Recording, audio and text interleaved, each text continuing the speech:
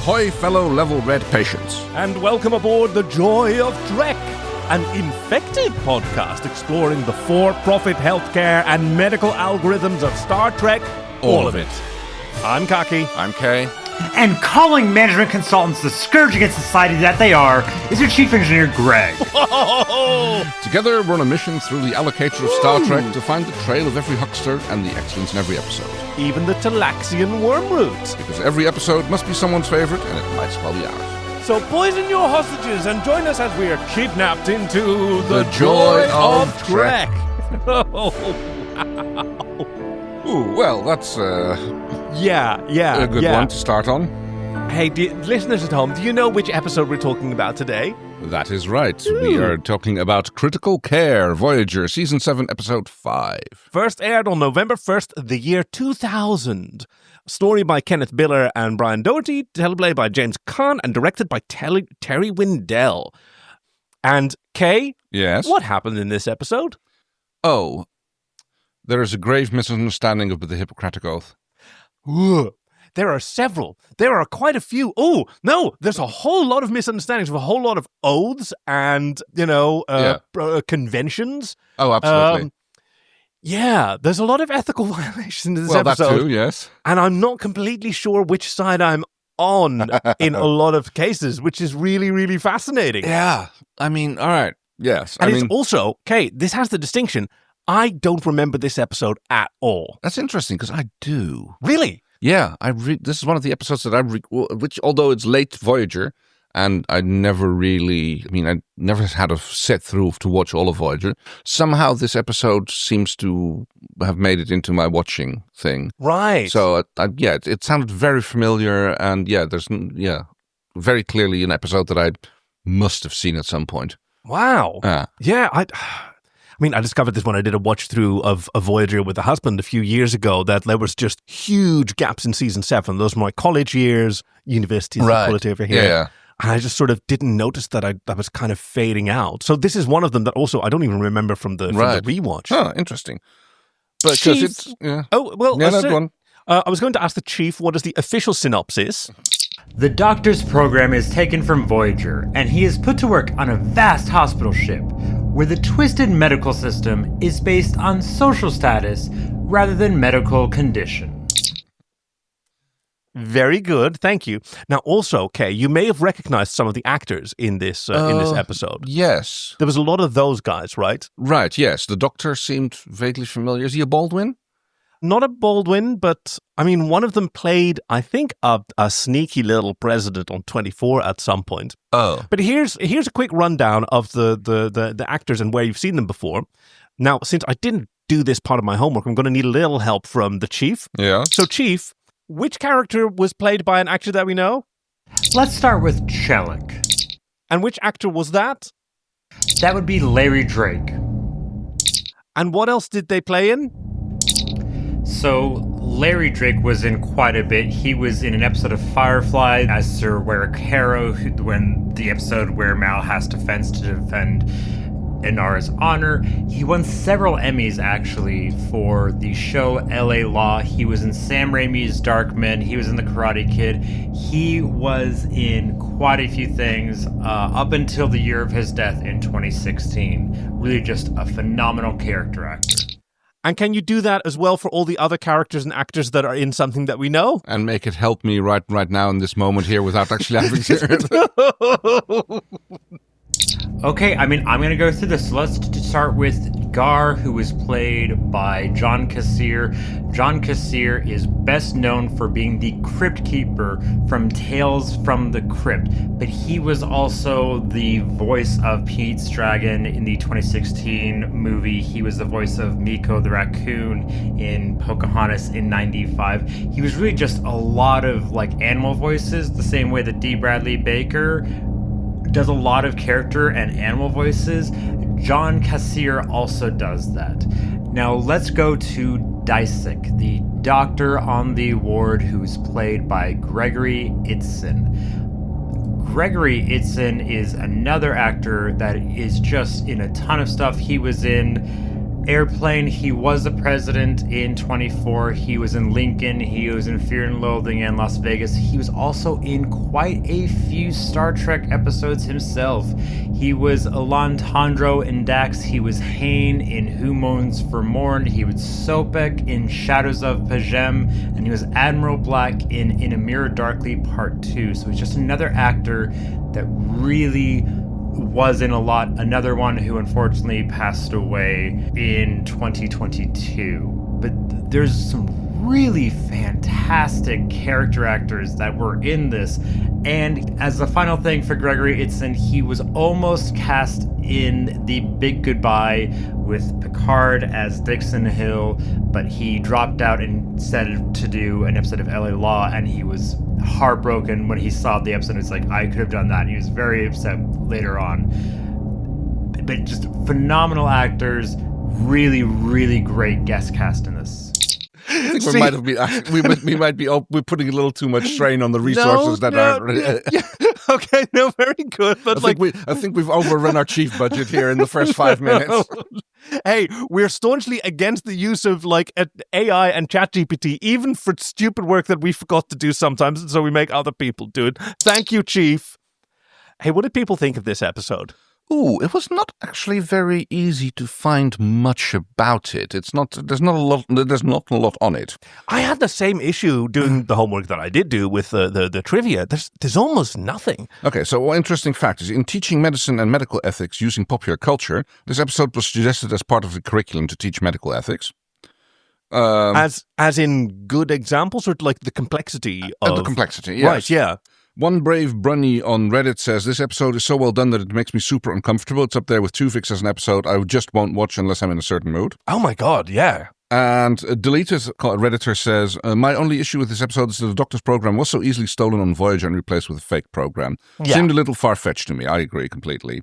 To which Some Lime replies, they have all these security protocols, but they conveniently fail when Alien of the Week comes aboard, lol. I just tend to not to think about that and just enjoy the other parts I like, especially the way the Doctor forces the hospital to change by giving the guy a taste of his own medicine. Yeah. Yeah, I mean, the sort of security laxity and, thievery happening. Yeah, there were it's sort of like magic rocks that there block were some other comments transporters. about that, like how Tuvix is like, sorry, not Tuvix, Tuvok. Sorry, my bad. Massively, every time. He's not doing a very good job as chief of security when it comes to, securing. Yeah. People just come on board and they just make off with shit. Yeah, well, I mean, that's not exactly his problem. Like, he would not have accepted, Neelix on board. True. So all of these exceptions are being made to these rigid rules that he's got, and he's just not adapting very well. Yeah, I mean, I guess so. It's like Mr. Tuvok, how come this is possible? Well, as per your order. As per your email. Yes. on this and this stardate, when I strenuously objected against this protocol being relaxed. Can you imagine him doing Odo's grin when he's talking about, to Worf about well, I remember on the Enterprise. Yes. I know exactly what scene you're talking about. So, warp course? I say we eject the warp core. Yeah, if our heroes are supposed to be exhibiting excellent, ethics in the face of injustice, I don't know that I'm on board with this ethical framework that they've got. It works in this extremely narrow scenario where specific localized injustices, but it even puts the lie to itself, which I think is going to be my first quote once we get into the episode, reflecting on the very end, because I kind of feel like taking the side against our heroes. Right. There's a point to be made, yeah. Right, because as an exemplar of an advanced civilization, you're supposed to hold, the principles that you work by have been tested through a lot of injustices, right? Right, and have ideally become more just and more fair, even if at their cost, and it's a cost that they're now not willing to pay. But yeah, I think that's going to be my position. All right, well, okay, so easily enough said. It's so this culture is dealing with a problem that we have here as well. There is a limited amount of medical resources available. I was trying to keep it abstract because the viewer has not, the listeners at home have not yet seen it, so we can't discuss it yet. Good point. All right. Sorry about that. Okay, so I mean, if anything, warp core, there's a lot of Hippocratic oath talk. Sorry, and none of it is accurate. Because I did a little bit. no. I did a little bit of reading on that. Turns out the original Hippocratic Oath is mostly about swearing fealty to the gods, promising to treat your teacher's family as your own. And there's only very little about it, about actually specific kinds of medical care which you're not supposed to do. Things that you're not supposed to do any cutting. Exactly, and also, because that is for the barber to do. Exactly. And one of the things that is not in there is treat patients who are sick. Oh. And there's no requirement. What is in there is not using poison.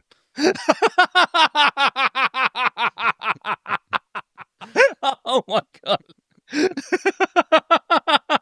So, well, given what happens in this episode, that's amazing. Okay, that's amazing to know. Oh, almost forgot. We have someone who recommended this. Oh, yes. Who did? Critical Care was recommended by Marky See, who said, "Hi, folks. I am loving the show. Growing up, my dad and I weren't very close. He was much more inclined to sports, where I am cut from much nerdier cloth." I think a lot of us can relate to that. We do, however, share a love of sci-fi, and I remember vividly sitting down together to watch Voyager when it came out. Inspired by the joy of Trek, I set out to rewatch Voyager, as I haven't watched an episode since the early aughts. As a teen, I loved Voyager for the danger, action, and adventure, but on the rewatch, I've really enjoyed the study of humanity portrayed by characters like Seven and the Doctor. I love this episode as it adds to the numerous other discussions and the theme of whether or not the Doctor is a sentient being or just a piece of very smart technology.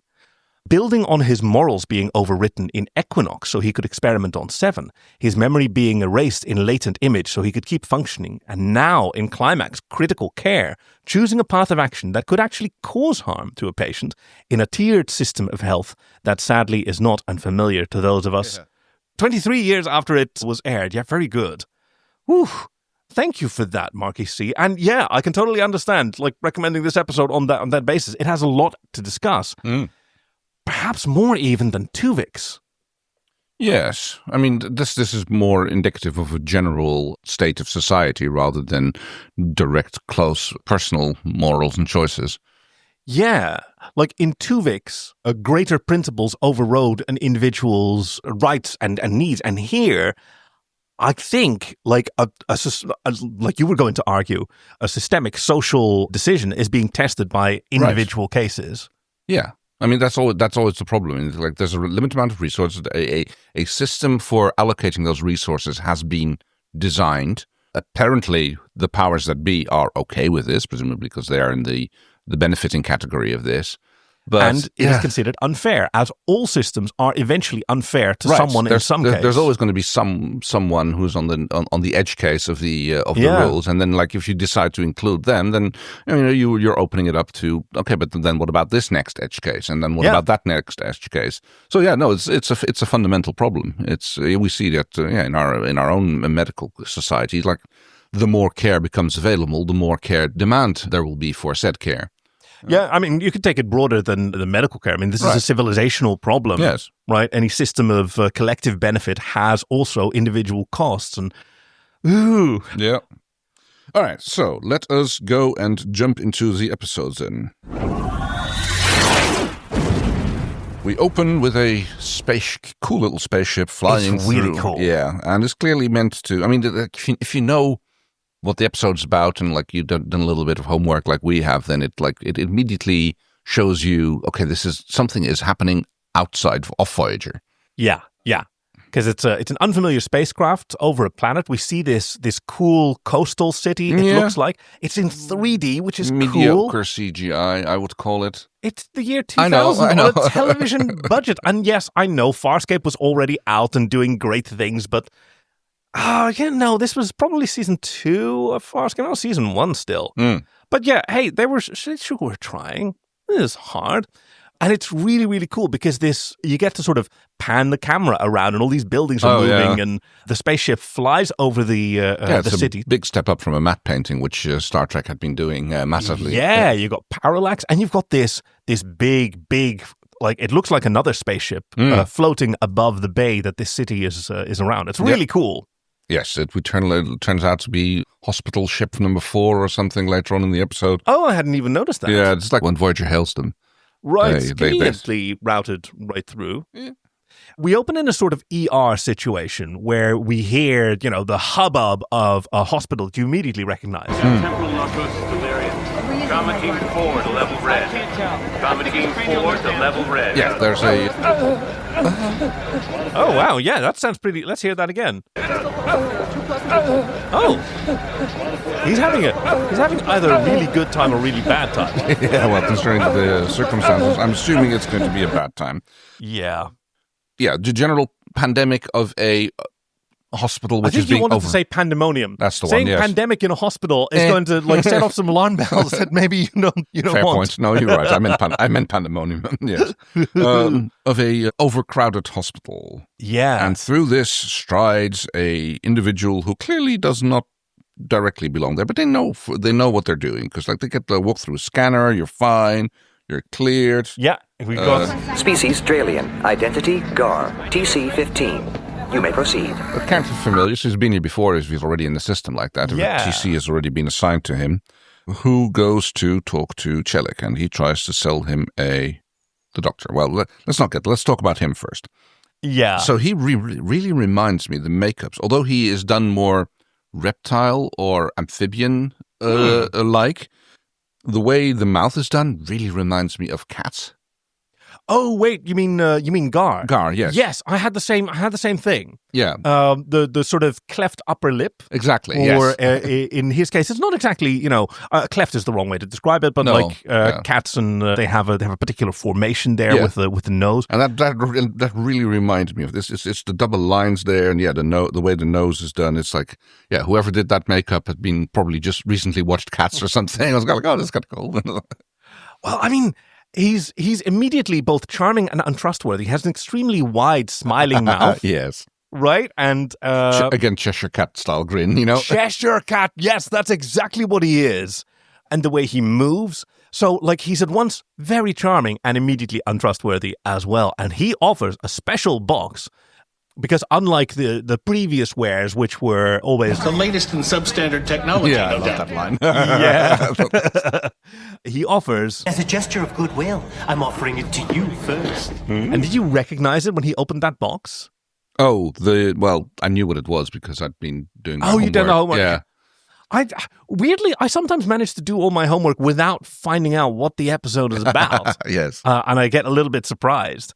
But it's the mobile emitter. Yep.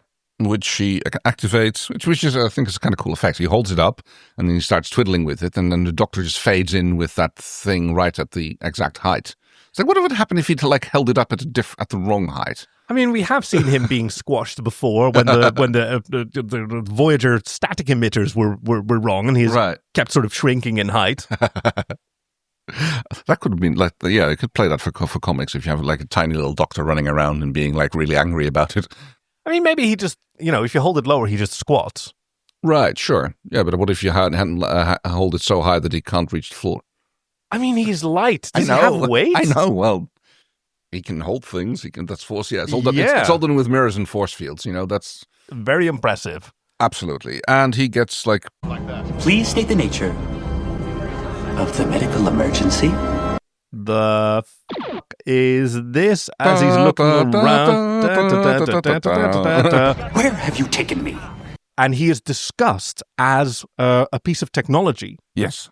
But he isn't very interested in participating in this trade. This man is a kidnapper. I would never offer you stolen property. I traded warp grade to lithium for this program. Yeah, No. Sure. The doctor realizes where he is. Yeah. And he understands what's going on. Even before Chelik tries to offer him something. He says this negotiation is pointless. I'm not about to perform medical services for a pair of common thieves. Yep. It doesn't seem to be in working order. Chelik clearly has dealt with Gar before. It's like, well, he literally says that, but yeah, it's like, oh, it's one of your bullshit things again. Gar makes a weird little threat. You better stop cooperating or I will dismantle your program and sell it off one subroutine at a time. That's not How does that? That's Yeah, not a program. exactly. You can just copy them and here, have this code. It's Yeah, here, I'll... Yeah. Do you want a spare save interface? Yeah. I've got... The Oracle has wares if you have coin. Yeah. I mean, there's always weird things going on with the Doctor because sometimes his program is too large to be copied anywhere, but yet it still lives completely autonomously. There's a backup on a USB drive that you can just reactivate somewhere. I know, and there's which is also and it apparently horrifying. it runs perfectly fine on the mobile emitter, which is also capable of projecting the force fields that he needs to do his thing. But if it's in the emitter, then there's no backup on the ship, and it's weird. Yeah, it's whatever the plot needs, I guess. I mean, the idea of being able to make a backup of a person is, it sounds great. There are horrifying total consequences for that, yes. Yeah, exactly. Speaking of consequences. A generator explosion at the Gamadon mining facility. There's been an explosion, and a lot of people are being wheeled in, and there's a bloody leg sticking out, and everyone's going to, they're yelling, oh. We're going to lose this guy, come on. We're going to lose this guy, come on. Yeah, come on, we're going to lose this guy, yell these aliens. And the doctor goes like, oh, well, I guess I need to have help them anyway.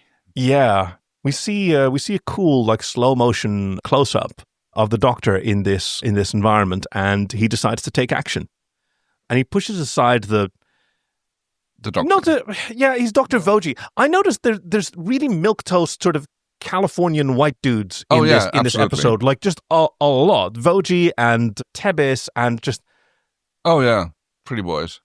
Yeah, this is the sort of planet of the milk-fed boys, almost. But yes, the doctor shoulders him aside. Doing? Get away from him! With technology this primitive, you may as well be using leeches. Yeah. Well, we didn't get any allocation of those this week. Dr. Voyager goes to Administrator Chelik. Who is this man? A doctor of sorts. And he's kind of smug about it. Well, yes. The doctor is prone to smugness.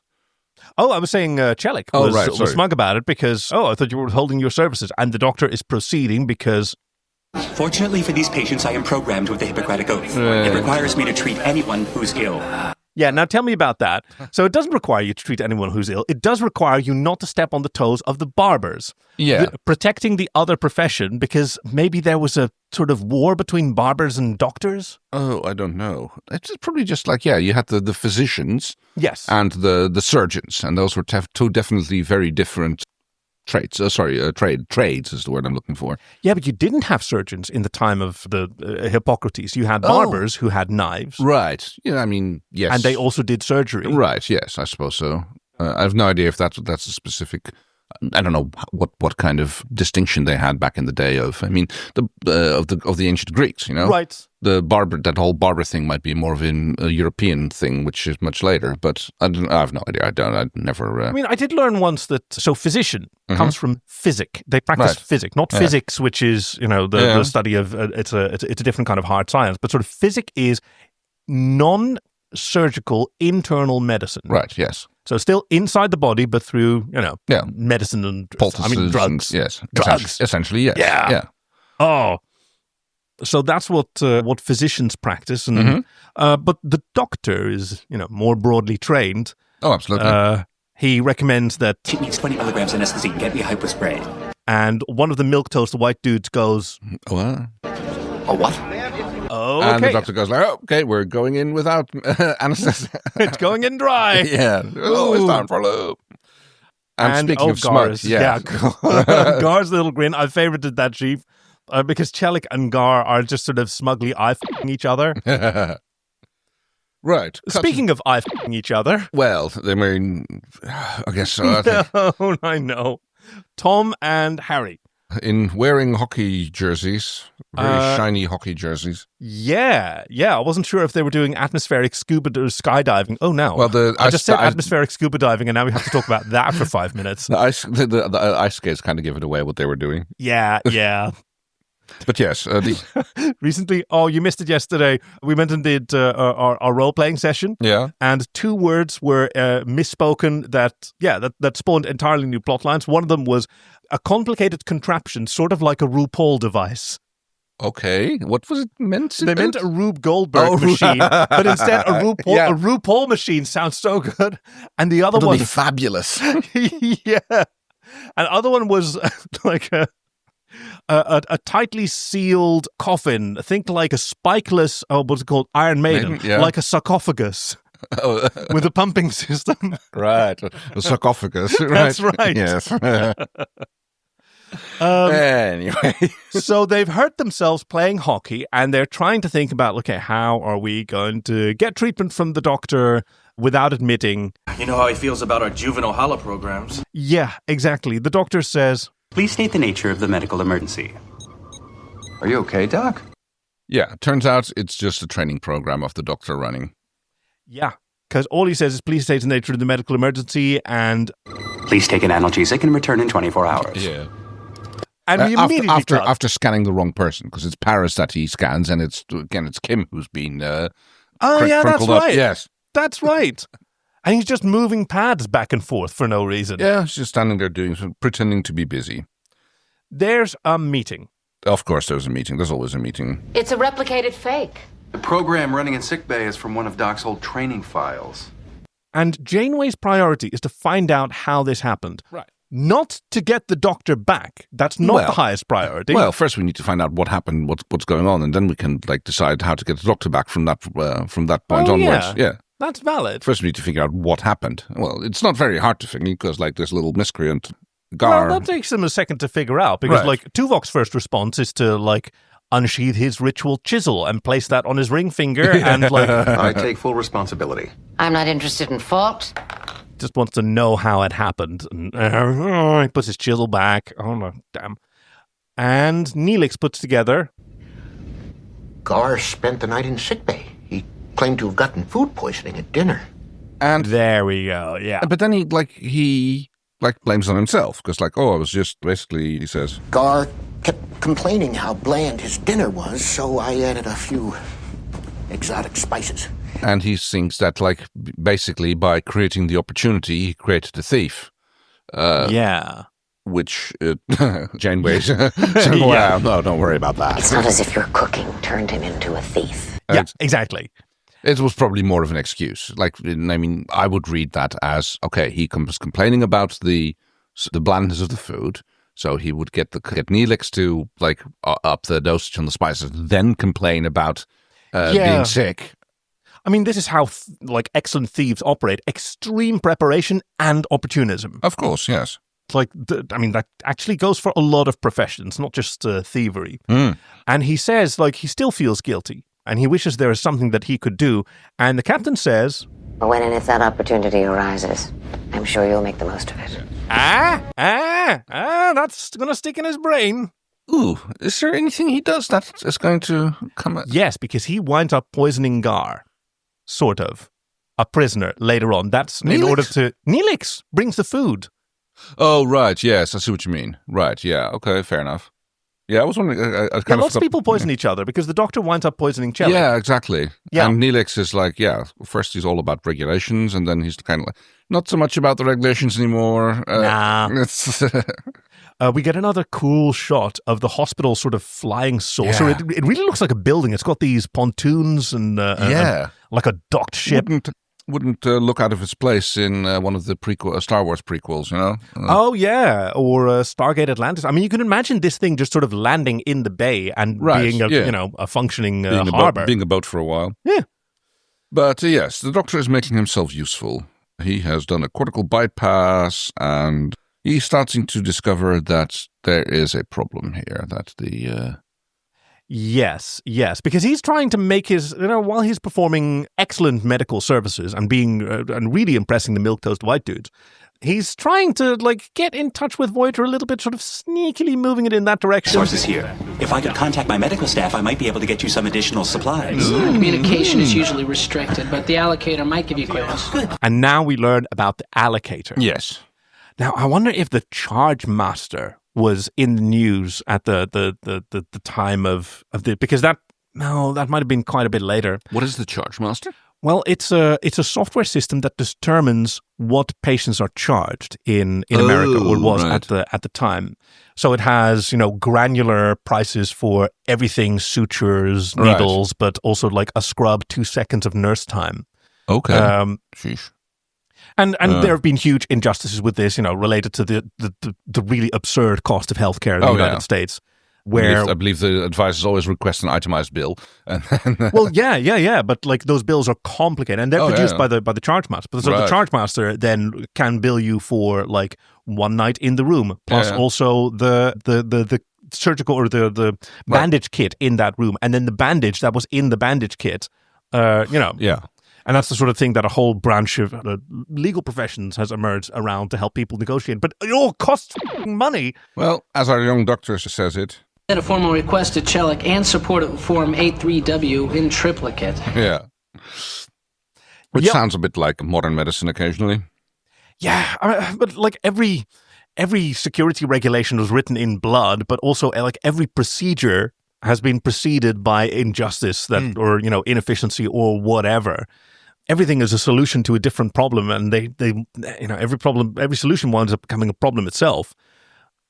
But the Doctor is really focusing on these patients that surround him, and it's a really cool environment, by the way. It's really busy, lots of people. I'm trying to see if it's like an existing set that they dressed up a little bit, because it kind of has it's kind of like a round room. So I was like wondering if it's just like a corridor set or something that they took the inner walls out of. And I think you're right. I think level red and level blue are the same set. Oh, I didn't look at it that way, but yeah, it's possible. Just different dressing and oh wow! So they must have filmed all the scenes on one set first and then on the other. Possible, yeah. And we meet little Timmy. Yes, little Timmy, who dreams of being a doctor and who's just so pure-hearted. Yes.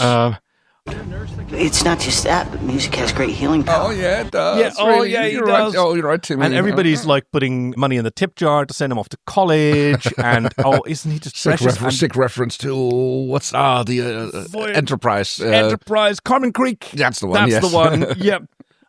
Because, gosh, doesn't he have a promising future being among the milquetoast white guys on this planet? And so precious. But little Timmy. No, what's the one from Christmas Carol? Timmy. Oh, it is Timmy. Yeah. Yeah. Okay, Tiny Tim. No. Yeah, exactly. I got it right the first time. Has a little cough. Oh no, it's real bad. But there's a medicine for him. Cytoglobin injections. He has a chromoviral infection. Yep, and we have 12 cases down here. He's in the final stage, and it's not going to go well. And there is medicine, but we're not treating him because he doesn't have a high enough TC. And just before the Doctor gets to figure out what exactly that is, the administrator shows up. Yes, who has bought the program from Gar, which he is happy to report. Yes. And now I need you to come with me. I remind you, I'm being illegally detained. Or hasn't the rule of law reached this society yet? And now we come to an interesting point, because we have him. We follow the allocator's rules, and it's determined that your services are required on level blue. However, he has been hired by the society to implement this, and he can directly influence the allocator. So he's kind of like, oh no, the allocator's just telling me that, and just like, and meanwhile he's got all the buttons that he can turn on to twist and turn to get the allocator to do different things. A totally valid interpretation, considering how often for-profit healthcare is run by assholes. And also, at the same time, it's also possible that he really is just doing his job. That he really is. He's an alien. They've been contracted by this species to administer their healthcare system because they were doing quite badly, as we learn later on. Yeah.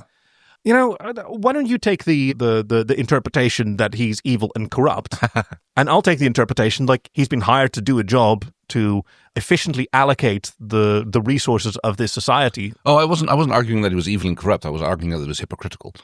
But no, but that's kind of the same thing, right?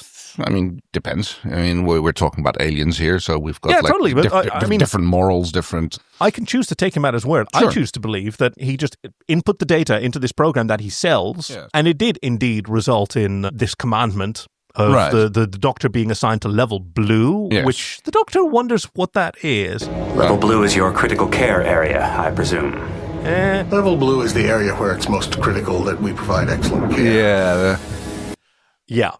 Now, sticking with my interpretation, I'm going to scroll all the way to the back. So after this, you're going to have to help me out with the next few things, where 7 of 9 evaluates the Doctor's behavior because you were prepared to sacrifice an individual to benefit a collective. Yeah. Okay.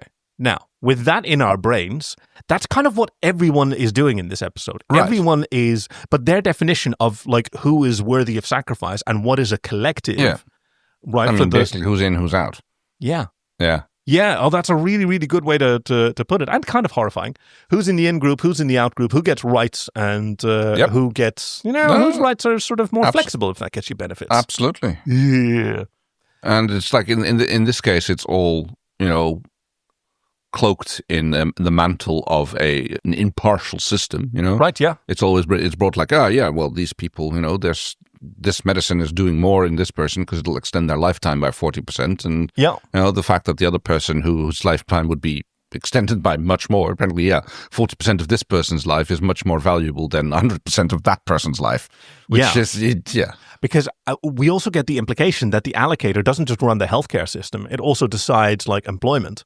A little bit, yeah. Because, I mean, it's an inference, but little Timmy does say that when he's discharged, he won't be sent to school. He'll be sent to the mines, the mines with his father. Yeah, because that's already been determined. So if you've already determined someone's utility from birth, then that TC kind of works. Maybe there's tests, maybe there's exams and stuff like that. Aptitude tests and stuff like that. Even if it's just random, then that's how this society works. And we have objectively determined that this individual is never going to deliver more value because we won't allow it. Yeah. Very good point. Yeah. Also horrifying. Yep. And the Doctor looks around at this health spa. Yes. Everybody's smiling and laughing and touching something on the hand. Yeah, and the nurses are sort of relaxed and having a chat and a smoke and finger blasting each other on the sly, which is, I've once heard described as the most unrealistic thing in ER is not the terrible medicines that are prescribed or all the procedures that aren't being followed. No, it's the idea that doctors who have enough free time to have sex would do that instead of taking a nap. Yeah. If you have time to, and also that their scrubs are so form-fitting and flattering. Oh, right. Yes, rather than baggy, tailored instead of that. Yeah. All right. So yes, there's a little bit of more discussion, and the chief of medicine, I think he is Administrator Chelik, talking about the treatment coefficient. Yes. Which is the sort of sum value of an individual based on which medical resources are allocated to them. Yes, exactly. So it turns out that Chelik's people are known throughout the sector for their administrative skills. And before they were hired, they were a dying race. Do you find him sympathetic? The Dr. Dysek here. Oh, interesting. Generally speaking, I would say yes, because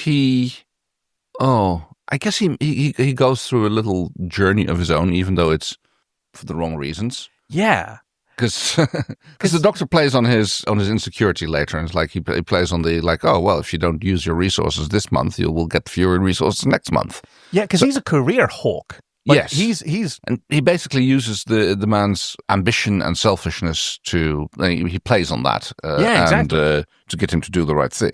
So in my interpretation, this Dr. Dysek is actually less sympathetic than Chelik. Chelik is just an apparatchik. Yeah, okay. Well, there are certain implications for that word that my interpretation is he's here to do a job. Right. And he's a big picture guy. Yeah. And it's really important and it really sucks and you have to do it because the alternative is chaos and depletion of resources. Exactly. He's basically he's been hired by the Denali. Yes, Denali is what they're called, to fix their resource problem, and they've been doing fine things since. Sucks if you're in the lower TC classes, but Yeah, I mean, there would have been poverty anyway. There is poverty. Right? Yeah, that's the thing. It's it's just how much it's just made for, and that's science fiction's job. It's make certain things almost ridiculously magnified, right? And use them as a social critique in that way. So that's in that case, that's this is a prime example of sci-fi's job. But it's also, it's good that you point that out, because if it was really going that hard, then it would be showing us examples of people who are unfairly benefiting from the suffering of others. Right. And do we see that? No, I don't think so. Right? Not really. I mean, because the patients on level blue, they're getting extra care, which is life extending and maximizes their utility. But they're not personally, No, they don't seem to be doing anything or leveraging their privilege. It's very interesting because that the patients on level blue never do anything. Yeah. They just lie there. There's never any interaction with the patient. They're just props.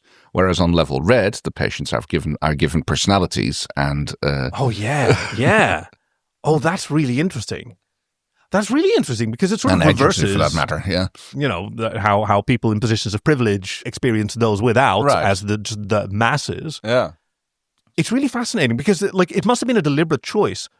Because there is no sort of leech on the system. There's no fundamental injustice that someone is perpetrating. Yeah, I think that's what they are trying to say that by this we are using this medicine to treat them for arterial health, which is might not even be a problem. It's like preventative care. Well, they're saying that it can extend life expectancy up to 40%, which if someone is a useful individual in society, that principle of utility that they seem to adhere to, that's a worthy investment. Exactly. That's how it's justified is probably not the right word, but I think it is made just. Right. Yes. Within their point, system, yes. it's justified in that case. We can disagree. and of course. we're assuming that of course the program, the allocator, actually works. But it's but you don't have to. No, I see. There's no reason to assume it's not.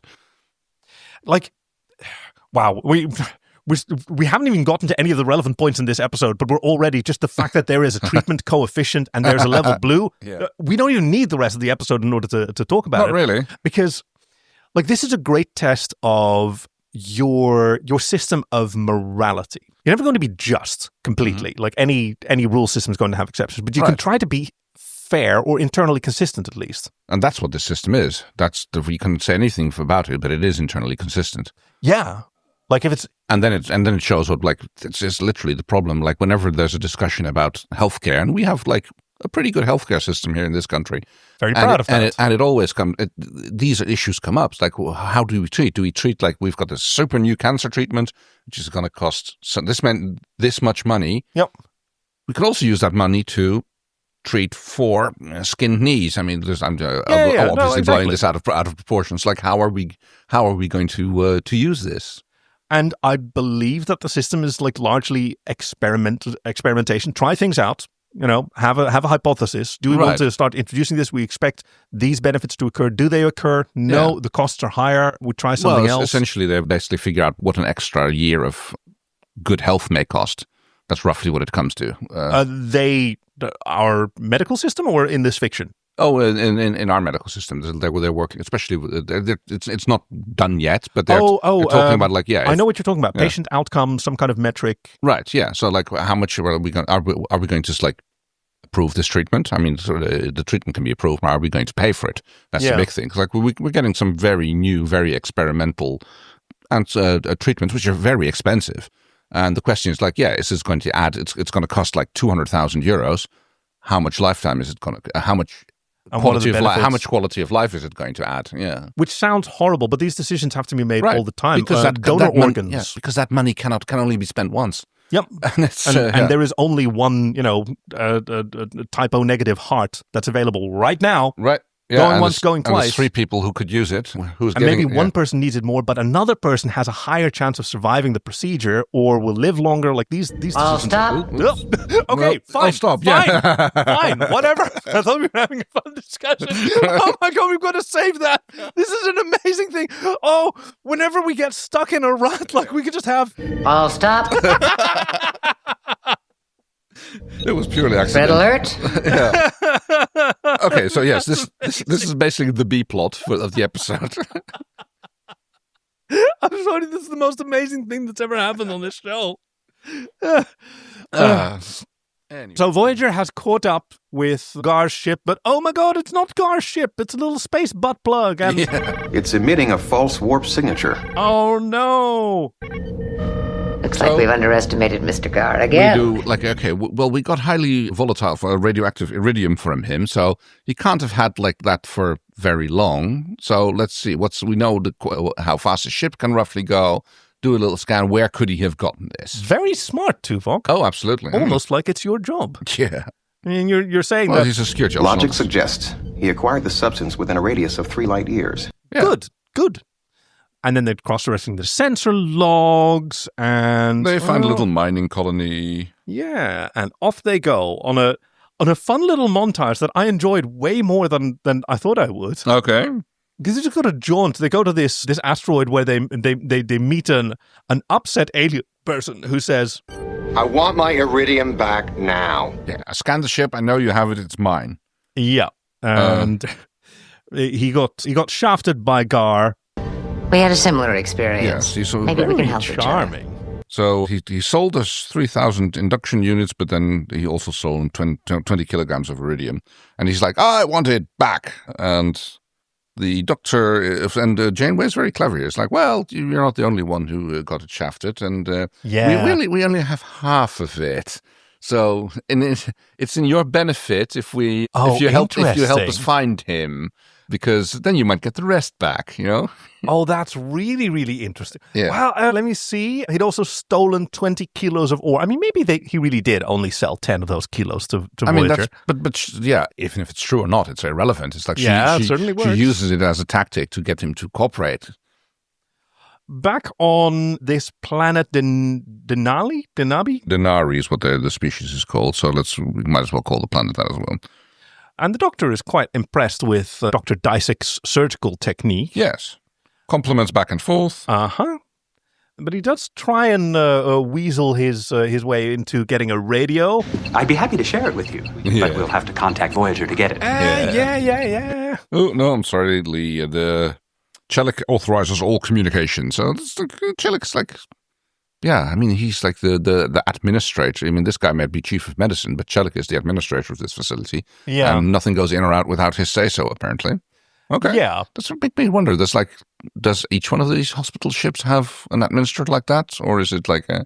I mean, based on what we've seen, you could extrapolate that this is how the hospital ships function, and that his species also, like... Maybe they just supply these ships and the program and a core staff to run it. Maybe just a single administrator, and then like the service they provide is just a manual for everybody's job and how they need to do it. Yeah, because they've done this for a dozen other planets, and those planets have flourished. Yeah, or sounds very plausible. Yeah, that's so. Yes, the patient here is given an injection. Does this patient have a chromoviral infection? And no, why? Oh, well, that's what this stuff is used for, right? Yeah, but it also prevents arterial aging. Yeah. And the doctor is kind of flux-summoned that this patient is getting medication which, in his opinion, has more use somewhere else, downstairs on red. Yeah. And the doctor explains to him, this woman is the chief engineer of an irrigation facility which provides water to half the subcontinent. Keeping her healthy contributes to our survival. Yeah. Can you say the same for the boy on level red? And the doctor makes the argument. Who knows what he'll accomplish if he has the chance? Yeah. But if there's an allocator for every aspect of their lives, then he will not be given the chance to become more useful. Yeah. And Dr. Dysak says, I'm sorry he's sick. But our society is much better off since we began following the allocator's protocol. Which presumably is, true. Yeah, I mean, the doctor does say... Some of you are. Which, that may be indeed the case. Or it is a fair system that has resulted in, economic recovery or the reintroduction of social care systems that had collapsed before. Also, maybe the implication in the doctor's statement here is that some of it are worse off. We don't know that. They might have been no worse than they would have been in the other system. Yeah. And some people, it's still unfair. But that's here we come back. There is no solution to this problem. This is a problem which exists and will always exist. And the only thing you can do is, as a society, keep the discussion going. Like, how are we going to deal with this? It's interesting also so there's no one predating on this system is essentially the word that I'm looking for. Yes. But there's also no conflict between a rule system and no rule system, as it's known among those who are fans of it, freedom, and those of it who aren't, anarchy. Yeah, exactly. Right. Armed with the knowledge about the allocator, the doctor now returns to level red with maybe a new agenda, and Dr. Milquetoast is confused. I never expected to see you again. Why do you say that? Level blue is much more prestigious. And then we see the greatest lie in Star Trek ever told. Prestige is the least of my concerns. Yeah, no, it isn't. You snorted very loudly when we were watching that episode. And little Timmy is doing worse. And the doctor has an idea. Like, his TC is too low for treatment, but... Yeah. Maybe we can raise it. And he tries to make this sort of a personal mission for Dr. Oh, I keep calling it Voyager is his name. Right. He's appealing to Voyager as if, like, this system is a failure on his part for not rebelling against it. Right, yes. Rather than just like... When you look at your patient lying there, you have to ask yourself, what can I do? What must I do? Great performance by Robert Picardo in this one, by the way. I mean, he's a great actor, so... And maybe we can amend his database to add additional skills and... Yeah, basically defraud the system. Dr. Voyager tries and gets... Amendment denied. There, you see? But, Timmy wakes up and goes, oh no. You're wasting time. You could be spending with other patients. Yeah. He's so beautiful in his angelic face, and they've given him makeup around his eyes so you know that he's sick. Yeah. Very sick. Also, what's with the patient codes? Like R12? Like, there's no way that's just like, do they recycle these numbers? We don't know how the Denali alphabet is. Maybe this is... No, but like there's B4 and R12, and then like R12 is suddenly gone. And it's just like, wait, like maybe that's just like that day or that week. I mean, it makes weird. It's weird. Yeah, it doesn't seem like it's a higher enough. number. Yeah, exactly. Like recently, you told us that Archive of Our Own, where we frequently source stories, was down. It was, yes. Because of the unexpected phenomenon that the 2.5 billionth allotment of a bookmark had been exceeded, so they had an integer overflow, which and now they had to migrate everything over which is to going to take larger... a while because there's 2.5 billion bookmarks that need to be migrated over to. Yes. And now we can speed through this because we've had so much discussion about like the themes.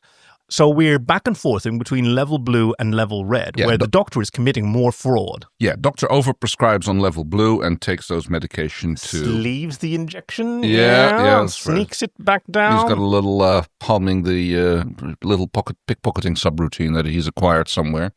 Yeah, apparently it's the night shift on level red where everyone's just asleep. And just no medicine is being practiced. Some people are slumped over their console, and it's, Just like, I've never seen a hospital like that where, nobody's doing anything. And he sneaks over to little Timmy and he injects him without his consent. Oh, yeah. That's great. Performing medical procedures on people that you have not informed or received consent from is great. Good job, doctor. Yes. And he's got a smug, sort of weird, weary grin on his face. Meanwhile, on Voyager, we get a little montage almost. Yes. That's the one I was referring to. Yes. Janeway talking to various people as they apparently are busy trailing Gar. Yeah, first someone who traded with him based on the recommendation. He came highly recommended. And then we cut immediately to a person who introduces himself as... the fool who said that Gar could be trusted. Yes. He's being cucked by Gar and his wife. Yeah. They're friends.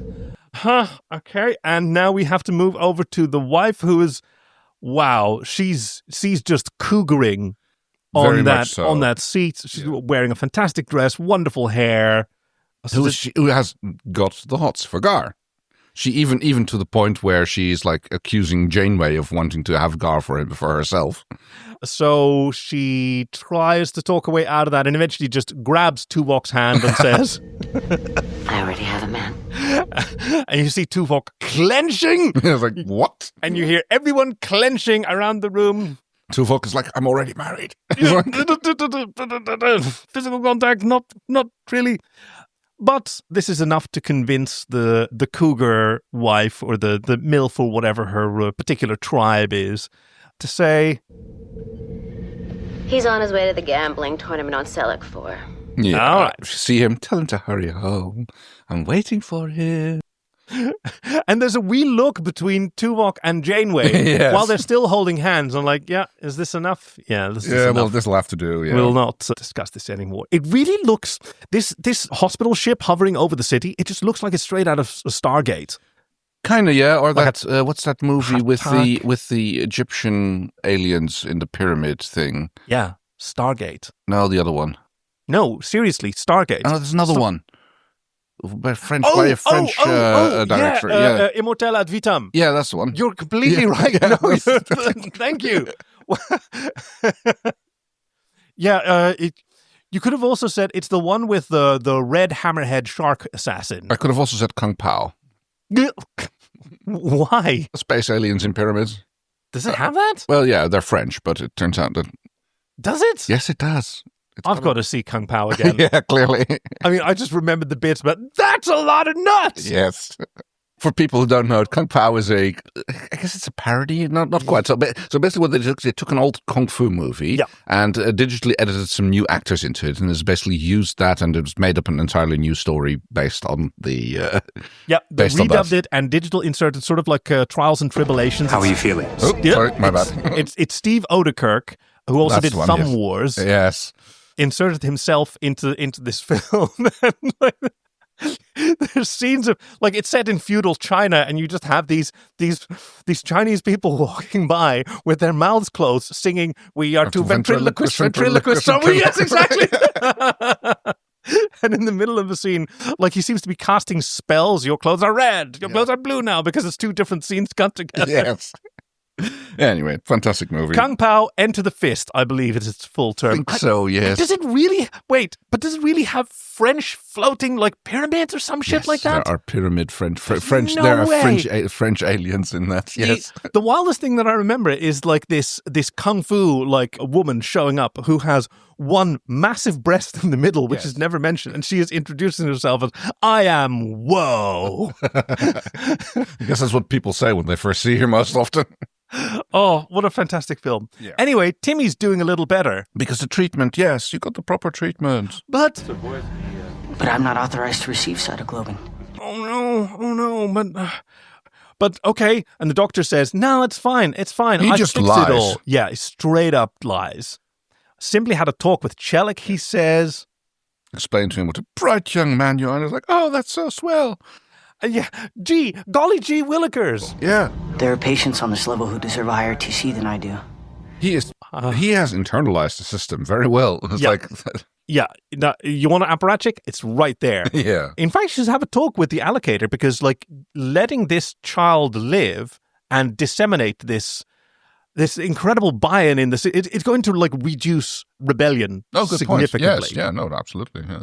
And he gets little pat on the shoulder from the doctor, and it's like, oh, Wesley, I hope you never do. Now it is back to nighttime, and Doc shows up with a whole case of medicine. Yeah, he's much to Dr. Milktoast's chagrin. It's just the haircuts, man. It's such a late 90s haircut. You started it. I know, and they all have sort of sandy brown hair, and they're just so hard to tell apart. Like I said, is he? My first thought was is that an Arquette or a Baldwin? You know? Right. Or is this just a planet that I don't know? Tom Paris sort of seeded, that he just sort of wafted by and left just a cloud of sperm, and then they came all white and sort of sandy brown hair. That's weird. Have I ever told you? I've definitely told you. Have I told this podcast about the Olympians in Moscow? Oh, I don't remember. It was amazing. It was many years ago. I was at a party, and I met a black guy in Moscow, and he spoke fluent Russian, and I was just curious, and I'm brown enough that I can ask people, hey, what sort of a thing are you, based on the face that you have? And it's it's sort of cool as a conversation starter, and I could not get through to him, what's your background, what's your family? Which part of the Soviet Union were you from? It's you have to should have tried that. Yeah. People from Mongolian, areas. There's quite a few ethnicities in. I did do that with a fellow who looked like he looked to my eyes Vietnamese, a Vietnamese friend of mine, and he's Kalmykian. Indeed. But yes, let me guess. I know. I'm not going to guess because I know the story. But they were all born in 1981. Yeah. So he's 33, is what finally somebody told me. Well, or whatever the age was, and why does that matter? Well. Weirdly, 9 months after the Winter Olympics were held in Moscow, suddenly a lot of babies were born black. Just weird. Yeah, there was a little spat of that going on. Never happened again after that. No, it's just 9 months after a lot of international visitors arrived in Moscow. weird. Just babies. Sometimes the baby come out black. Yes, it happens. So, Doctor comes with a whole case of cytoglobin and goes on a little spree of redistributing it through the level red. Voyager first resists, but little Timmy is eager to help, and then Voyager comes around. Yes. If we each take a third of the patients, maybe we can finish before someone catches us.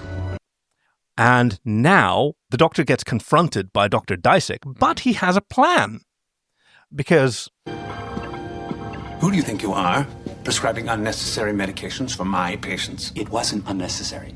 Because he has that whole sort of scheme that he was trying to help Dr. Disick by padding their resource usage. Because if you don't use enough this month, then next month your supplies will be restricted. Yes, you have to do more with less, because that's apparently good. I mean, it's kind of the opposite of like the reward for work is more good work is more work. Yeah. It's like, oh, you don't need as many resources? Good, then you won't get as many resources next month, because might need them next month. Yeah. And Chelik shows up, and we think that maybe now, Dr. Disick now has the opportunity to sell out the Doctor, but... He seems to be learning the system quite well. Yeah, and Chelik is quite pleased, and there's a lot of pleased grinning all around. Well, Chelik, I mean, he does, like, we get, just before that, we get a good look at how he really thinks about the Doctor. Back on level red, things are escalating because Dr. Voyager says... maybe we could reallocate other medications. He's starting to get the hang of it. Now you're thinking like a doctor. Yeah. No, that's not necessarily how a doctor thinks, but it's completely valid for the person who is responsible for distributing a resource to want more of that resource. Oh, yeah. Right? Because I can do good with it. I can see the results. Maybe this is the central sort of issue with the allocator. He can see the results that his work is having. He doesn't see the cost. Right, yes. To anyone else, right? He only sees level red and level blue. The level blue people don't need it so much, but okay, fine. But yeah, there are additional costs to redistribution there, all of which are invisible and not his responsibility. So he's, freed from them.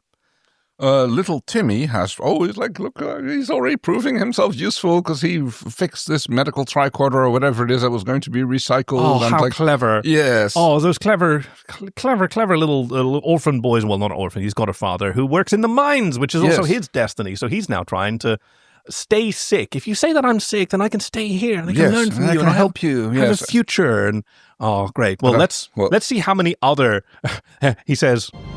We'll see what we can do. Yeah. How many other laws are we going to break? Yeah. Because, not to say slippery slope, but that's kind of where we're going. Yes. I mean, it's very satisfying and feels very productive to rebel against what you perceive as an unjust system. Might even be an unjust system. And the rebellion may indeed be valid. But there's a, But there's a hidden cost, which is completely not being addressed here. Yeah, and you do have a responsibility. If you want things to improve, it's not just enough to break down the bad system. It's totally valid to expose its flaws, but which problems do you want to have? That is a discussion that needs to be had to move forward. There are, of course, situations that are so egregiously unfair that they must be stopped first, and then we'll worry about alternatives later. Ooh. Yeah, that's the problem. That again, I've said it before in this episode. It's like there is no easy solution here. Well, there is one, because we could drop out of warp at close range and grab him before he knows what's happening. Because Gar has been spotted again. They found his ship, and they immediately it's flying through space. Voyager arrives and just blasts a tractor beam onto him, and now he's interested in talking. Gar is, as we say in Dutch, speelt de vermoorde onschuld. Yeah, he's being real smug about it, but nobody believes him. So we can just cut through this scene with Janeway's conclusion.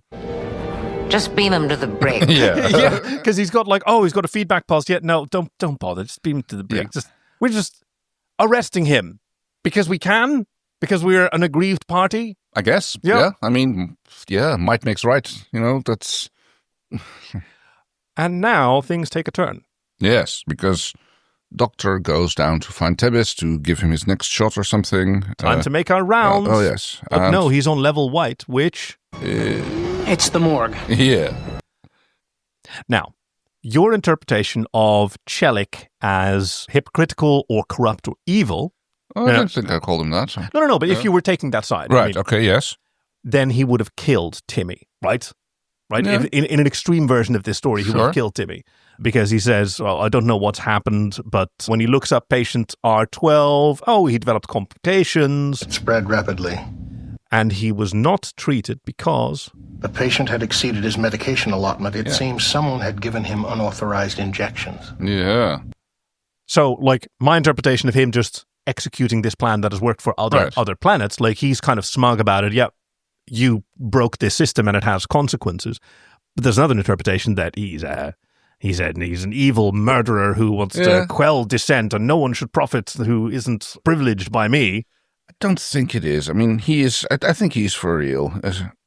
And I am trying to save a society. Yes, exactly. Do you really think patient R12 is going to help me do that?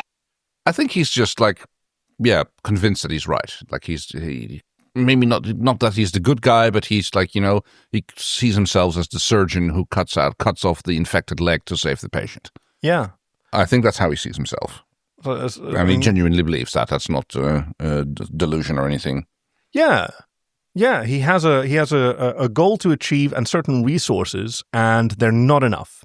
And then how close can you get? And yes, of course, it's going to be unfair. But this can be for any resource. It can be food, water. Obviously, those are primary needs. And he literally says it. They brought me here to make the hard choices they don't want to make.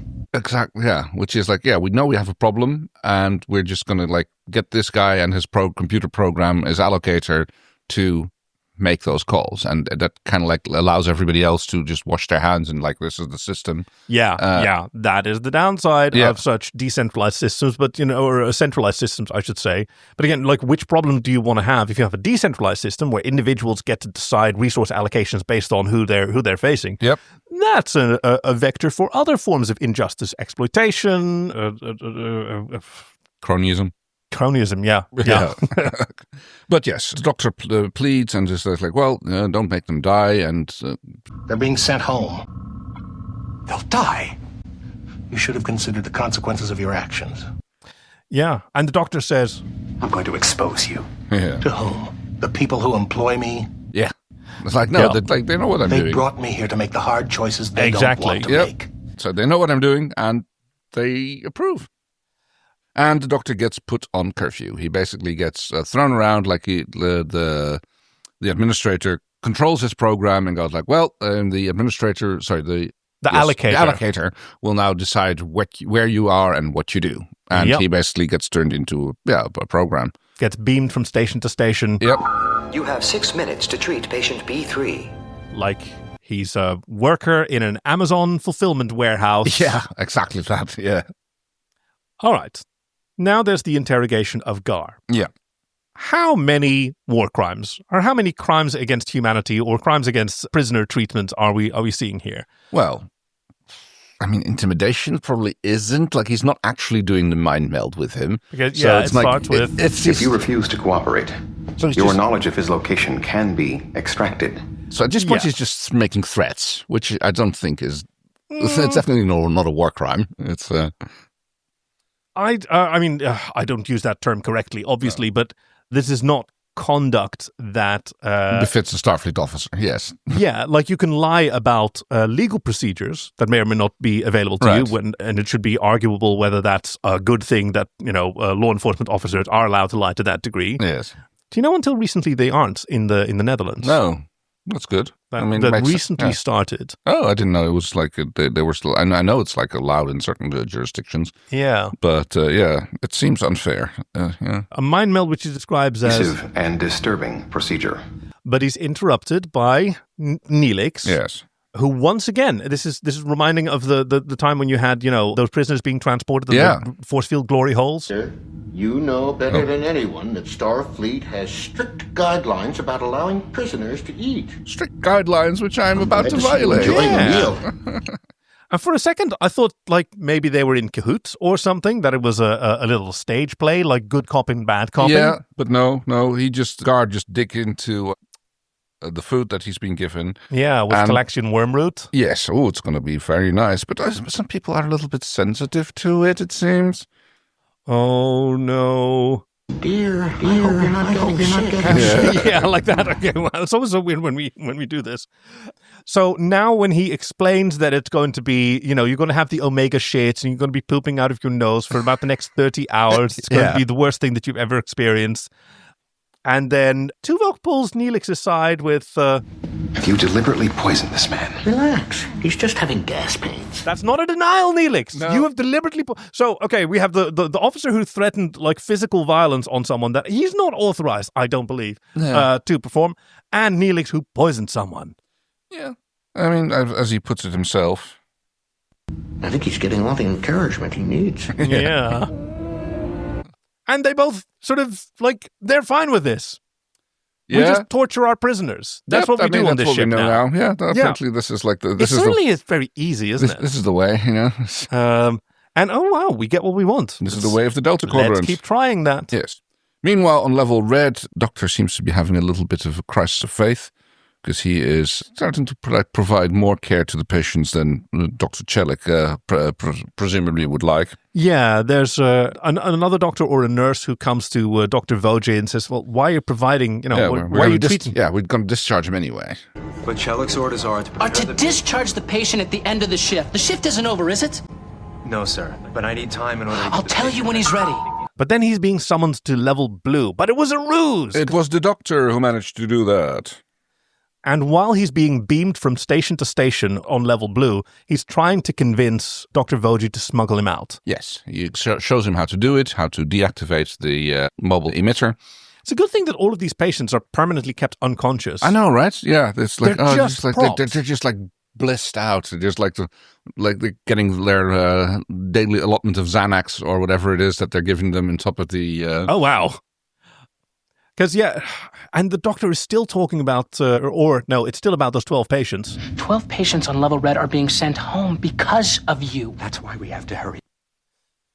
And also wonderful that they're having this conversation loudly in an open plan floor where everyone can hear them, but that's not necessarily a problem. And with mere seconds to spare before he's deactivated, deactivate my mobile emitter, put it in your lunchbox, smuggle me down, and then I have a plan. Right. And his plan was to wait for Chelik to show up. Yep, and then assault him. Why did he do that personally? Yeah. But yes, he grabs Chelik, he injects him with the chromovirus. Yeah, and he calls it... What are you doing? A little experiment in empathy. You told me you were just developing new treatment protocols. A single protocol, actually. Yeah, he's just poisoned a patient. Yeah, he's basically injected him with some stuff... combined with the same virus and neural blocker, and now the system thinks that he is a Tebes and patient R12, basically. Yeah. And he basically wants to show him, okay, this is what happens if your TC doesn't get high enough, and, oh, no, sorry, I can't, give you medicine now because you don't get the... Allocator says no. Yep. So the argument that's being made here is that no rational person could support this system if they experienced the suffering that it produces. Right. But the counter-argument, the doctor has not experienced the suffering that is prevented by this. Right. Or, that this system was created in order to assist or prevent or whatever. Because all of this is being placed on Chelik being heartless. Yes. There are many people whose job that is. Right. I mean, he says he has to make he makes the hard decisions that nobody else wants to make, and he gets hired to do that. Generals decide these 19-year-olds are going to die. And basically the doctor tells him, he holds him hostage. And he wants enough cytoglobin to treat everybody else, and it can be used for, there isn't any. Well, yes, it is, but it's being used unnecessarily, or at least, And that helps 12 patients. Yes. And that's it. That's one week's worth of patients. Right, and it solves nothing systemically. Exactly, yeah. So, he does a good thing. And if that's your system of ethic, you know what? Actually, no. I'm coming back to it. As a person, you see suffering and you can do something about it. That's a fine thing to do. Oh, yes. You don't necessarily... I'm sort of contradicting myself. You don't necessarily have to take responsibility for the entire system. True. And Like, clearly there's no higher price being paid than somebody else's arterial aging. Mm-hmm. No, true, but like you said, this is the argument that we had earlier. Well, not really argument, but it's like, it's easy to like, oh, well, there clearly needs to be an exception for this case. That's very easy to say. And you see that with a lot of things as well. You see that with immigration, and you see that with other things. Like for every individual case, like, how can you be so heartless? And then there's a total cost. Then suddenly there comes a total cost of the overview, and then it becomes an untenable situation. Okay, it may or may not be, but like that's why you have to keep talking about it. That's why, as a society, you have to keep holding this discussion. Like, and as members of that society, we have a real hard time thinking about people and numbers. Right. So, like, exposing the individual cases of suffering that are produced by this system working as it's intended is a really effective means to do it. So, like, we're cyclically arguing through something that our societies have been doing for centuries, of course. Right. So normally I try not to get involved in these conversations because there can't be back and forth. However, I think there is one thing that just kept popping up into my mind that I want to chime in here, because there is something to be said about the systematic inequality that is being displayed here, and I don't think the episode is necessarily as successful as it could be, and I could be reading a little bit more into this, but it does kind of strike me that it's more of the lower working class versus the upper class, and even the waste sanitation architect. It's not the person doing the waste sanitation, it's the person designing these things. And that's not to say that that's not important work, but it is something that is a little higher level. So there is more of like a white collar kind of a thing with it. But really what I want to say with this, because this is just what was in my head, was something that Dr. Peter Mugeni said of HIV medication. Where are the drugs? The drugs are where the disease is not. And where is the disease? The disease is where the drugs are not. And I became aware of that information because of John Green and his fight for tuberculosis care, because it is a curable disease, but where is the drugs? The drugs are where tuberculosis is not. And where's tuberculosis? Tuberculosis is where the drugs are not. And so this can be solved, but it does require actual concerted effort on a systematic level that is not being addressed because we just don't think about it, because we don't think it matters, because it's not where we have it and we have the resources to cure it. So that just popped into my head, and I want to chime in with this. I normally don't do this, but it just was nagging at me terribly. Well, I mean, you see a lot, like in practice, you see a lot of people going like, oh, we should limit immigration. And then you ask them, like, so, well, then should this foreigner who's living here next door to you be kicked out? No, they're fine. They're nice people. Like, we just don't want more. And that's one of the good ones. Exactly. And that's exactly said at my grandmother's table. It's exactly to my grandmother. Yeah, it's exactly the same thing. On a small scale, everybody, like individuals, should be allowed and given everything that they need. Yeah, everybody's for that. But on the grand scale, we can't maintain that for everybody. And that's exactly the problem that's being addressed in this episode. It's like, and it's not being solved because there is no solution. No. And it is making me more and more impressed by the fact that, like, Chelik isn't evil. Mm-hmm. I mean, he's being pressed into a situation where he has to authorize, like, medicine for 12 people in order to save himself. And, of course, he is highly motivated to do that. Which, it's maybe presented as, exploiting someone's corruption or weakness because he isn't willing to die for this system. He is being murdered. True, yeah. Right? It's not as if he's dying as a consequence of a system that he's now trying to circumvent. The doctor circumvented that system and is using it to murder him. Exactly, yeah. And a lot of us would choose not to be murdered. And if that means giving medicine to 12 other people, so be it. Yeah. Cue a Voyager entering orbit. Yeah. As Tom Paris puts it, entering orbit. But okay. I thought there was some kind of pun that you were going through. That's amazing, Kate. You've been doing so good on these sound effects, because I was just reflecting this. Do you remember when this used to be a comedy podcast? And sort of, and they beam down. Well, first they scan for the doctor. They try to extract him, but they can't. Like, he's interfacing with the computer, so we can't. But we can't beam him up, so we have to beam down. Yes, exactly. So they send Chakotay and B'Elanna. Yeah. Yeah, and while they show up, and he's really happy to see them, being a doctor, he says, I'll be with you in a moment. Yeah. I'm with you. Patient. Yes.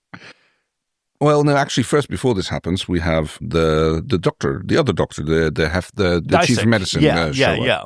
Because the Dr. Milquetoast has been sent off by Chelik to go fetch someone, and the only thing he could think of was by getting the administrator. Oh, that's right. Yeah. And he is being a nasty bitch, because he is saying... Cytoglobin isn't authorized for level red patients. Although he totally knows that, like, this is not a level red patient. Yeah.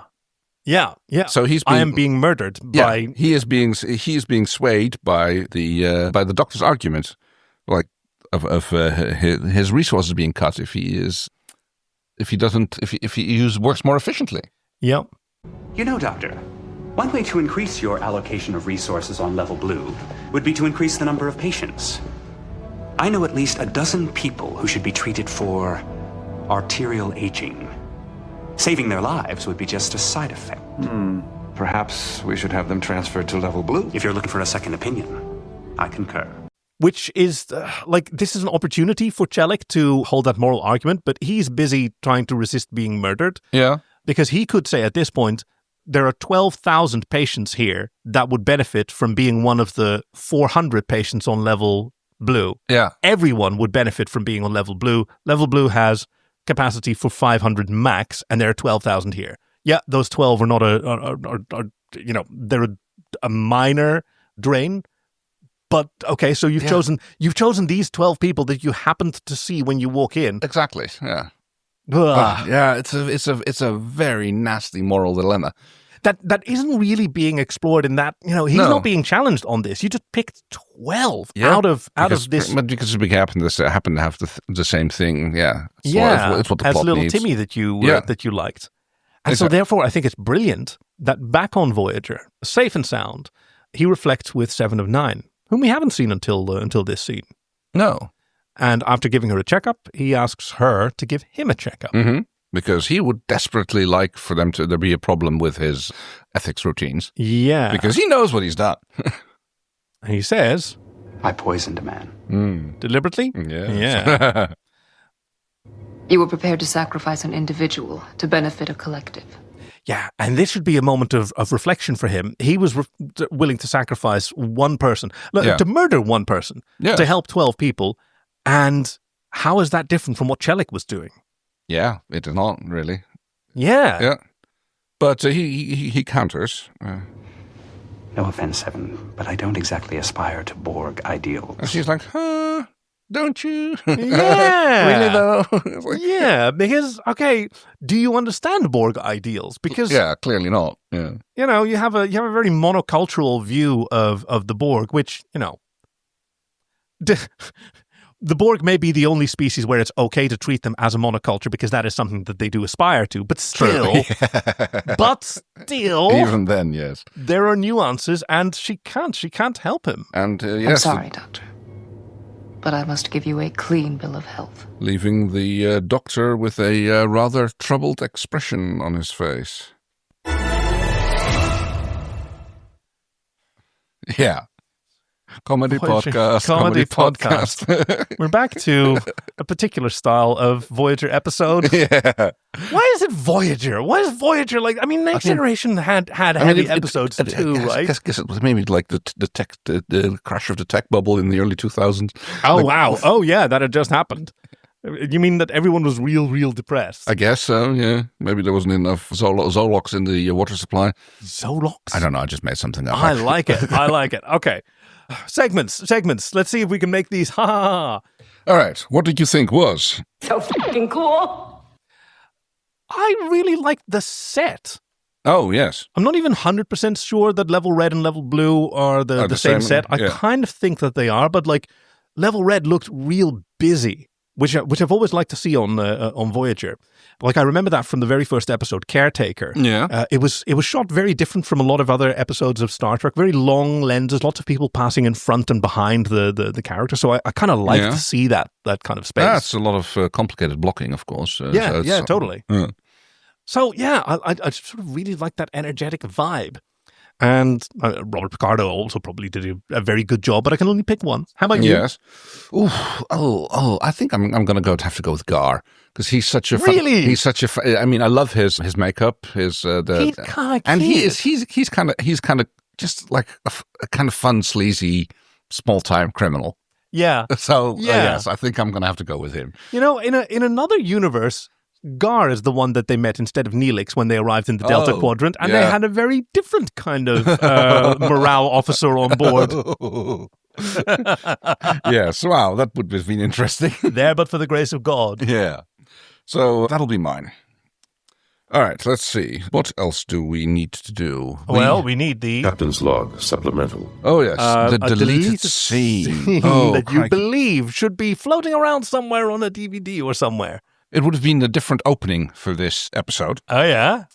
There is a fifth dimension beyond that which is known to man. It's a dimension that is as vast as space and as timeless as infinity. It is the middle ground between light and shadow, between science and superstition, and it lies between the pit of man's fear and the summit of his knowledge. This is the dimension of imagination. It is an area which we call the Twilight Zone. Why? Oh! Because this would have been a great Twilight Zone episode, Picture a doctor so competent he has no other name. In the process of he finds himself kidnapped and faced with an uncommon. Oh wow! Yeah, you could have just made this a Twilight Zone episode. Yeah. It's a creepy morality play. Yep. Ew. Well, I've got one as well. Okay, go on then. And it's a scene on Level Blue. Yeah. Where he does the one thing that we never see anyone do, which is talk to a patient. Oh, yes. On Level Blue. Like, how's it going? How's it going? The Zologs. Did you? Yeah, when they're all sort of zonked out on Zologs. But wakes them up and tells them, hey, do you know that arterial flush that we're doing that you have to come in every day for out of your busy job in order to extend your life possibly, but for a little bit that's hugely inconvenient? Do you know that that's a life-saving medicine that's being withheld? Right. Would you like to forego your allotment for today? Would you like to donate that to someone else? Yeah. Oh, very good. Yeah, I like that. That's, well, don't like it too much, because when you think about people being confronted with, this thing that's yours, that you're entitled to, actually benefits somebody else way more. Would you like to donate it? Right. Or would you like to kill them? Yeah. But no, we're not doing that.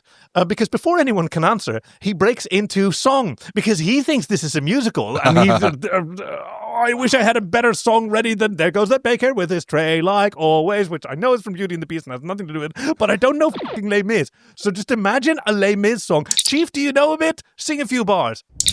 I am actually so glad that you asked me this, because I was even thinking about it when you were doing it. So here we go. We're going to do From One Day More, Javert's part. One more jab of cytoglobin, we will nip it in the bud. I will join these little doctors, stop infections in the blood. Thank you. All right, and equally as ineffectual, because they all get zonked out on Zolox again. Yeah, absolutely. No, it's it would definitely add complicate the morality a little bit more, because it certainly needed that. I think that's the thing we needed. I think we managed to find just a little bit of comedy in this episode, which, why is Voyager like this? It is very good, though. I certainly did enjoy it. And I enjoyed having a conversation with you. Oh, I always do. And thank you to Marky See for recommending this episode to us. Yes. You weren't wrong about doing the connections with Tuvix. And I also liked the idea that maybe this is the culmination of various modifications that have been made to the Doctor's programming. Yeah. And that he's going in the end, am I the baddie? Class, do you think we were the baddies? Are we the baddies here? I hadn't seen that. That's very good. Thank you. And if you'd like to recommend an episode to us, you can go to joyoftrek.com/links. Yeah, very, very good. You can find links to our Patreon as well if you want to help support us, where we do fun monthly episodes, rewatching with our chief engineer. You can send in your recommendations for episodes, and just like Marky See, we love personal connections, things that you enjoyed more than anyone else. And on the one hand, it's getting tougher with a lot of obvious episodes having been, or standout episodes having been selected. But then we get episodes like this that I just don't remember, and there's so much to them. Yes. So keep those coming. And And we have a smooth transition. We have a very smooth transition here because we're going to find out what is going to happen next time on an all-new episode of Star Trek. I think that was one of our best yet. Okay, I think so-ish, nobody yes. noticed that. Well, actually, next week there's going to be another story, and the week after that there is going to be a regular episode, which the chief has let us with a little trail of breadcrumbs. Well, audio breadcrumbs, I guess. I can't make anything out of that. No, I'd like to, but I just hopefully, don't have which anything. will hopefully lead us to guessing what the next episode is going to be. Clue number 1. This is what my planet used to be like, until I had to leave it behind. How much did you leave behind? No. Clue number 2. I may have broken your nose earlier. I apologize. Huh. Broken your nose earlier. I apologize. I would have gone would have gone for Voyager, something Voyager, but don't think we're going to get 2 Voyager episodes in a row. So metagaming that I'm not going to. Very strategic. I don't know, but it was temperature sensitive and really valuable, so it's probably ice cream. I want to say Tilly. Oh, Strange New Worlds. Discovery. Discovery she's from. Oh, yes. I don't know why. Right. It's probably ice cream. Or wait, I have an idea. No. Okay. Yeah. Oh, I have a friend with red hair. You cannot give her any. You know what? Yeah. I do. It is Discovery because she is talking about Tilly. The burn was the day the galaxy took a hard left. Dilithium. One day, most of it just went boom. Ooh. A lot of people died. Yeah. Ooh, I accidentally clicked away from it. Wait, I'm going to have to find the last clue again. Because, yeah. This is season 3, I think. Let me see if it's... Oh, that's the future season? Yeah. Yeah. And the last clue... Today is that day. And that hope is you, Commander Burnham. Oh. Yes. Yes, I think this is the start of season 3. Oh my God, I think it's even called That Hope Is You. Oh. Kay, you haven't seen season 3 of Discovery, have you? Season 3, no. Oh my God, that's amazing. All right, we're jumping 900 years into the future. Yes. Because That's right. We're talking about Discovery, season 3, episode 1. That Hope Is You, part 1. Excellent. Oh my God, well done. This is amazing. Kay, we're going to get to open the book. We're going to get to... Oh, the book, The book with the makeup that is still in the plastic. I even had drinks with Hauke, who gave it to us Excellent. recently. He came to the Netherlands. We're going to get it open next week. Yay. Please remind me. Yeah. Thank you so much for joining us. And we have one more thing to do. I'm leaving Starfleet. Energize! We hope you've enjoyed this week's episode with your friends Kay and Kaki, production and editing by our chief engineer Greg, and music by Fox Amore. Join us next week for The Missing 5 Hours, the fan fiction reading, followed by That Hope Is You, Discovery, Season 3, Episode 1. Visit joyoftrek.com/links to send us your recommendations, support us on Patreon, or to find us on Blue Sky. We'd love to hear from you. Thank you for listening to The Joy of Trek, and we'll see you out there.